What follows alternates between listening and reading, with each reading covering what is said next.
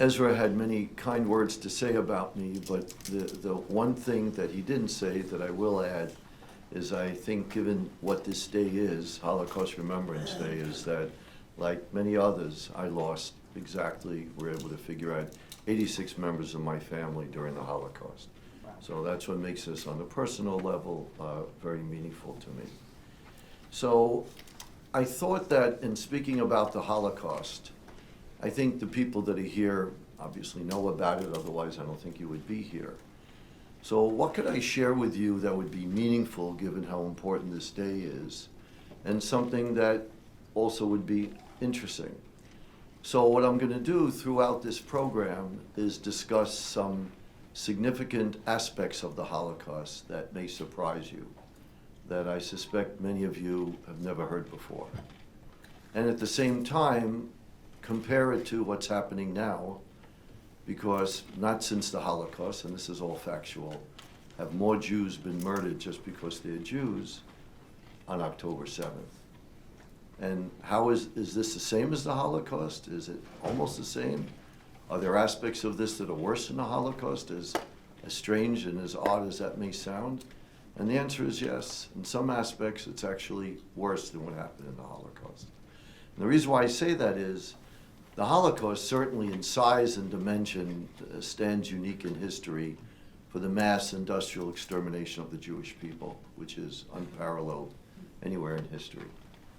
But also at the same time, things happened on October 7th that in some horrible ways made it worse than the Holocaust, person by person, I mean. For example, during the Holocaust, the Nazis hid their crimes. They were somewhat embarrassed by it, didn't want it shown. On October 7th, Hamas gleefully advertised their crimes, had cameras filming it, GoPro, as it's called, they could wear on their head and chest and can show it off.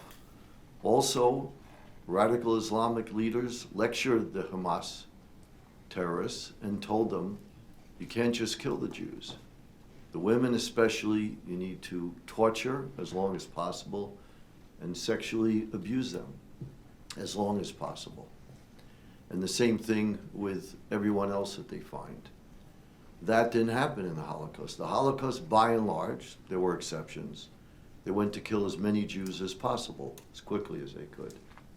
Here, they didn't go out of their way to prolong the torture and the agony, which is what they did on October 7th. So I'm going to change various comments and give you various points about that.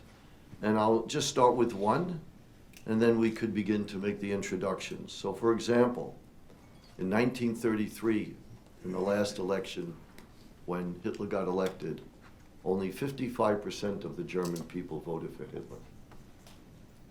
A lot of people don't realize that. He got the largest number of votes, but only 55% of German people voted for Hitler.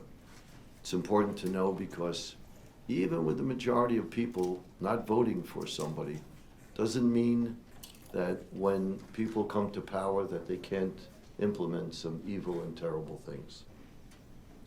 And you know, and in Germany, anti-Semitic politicians never got more than like 4% in the vote, historically. So it's not as if Hitler was a unique phenomena, which again I'll go into it a little bit later. So with that, I'll turn it over to Ezra. So thank you so much, Harley. Thank you for sharing that.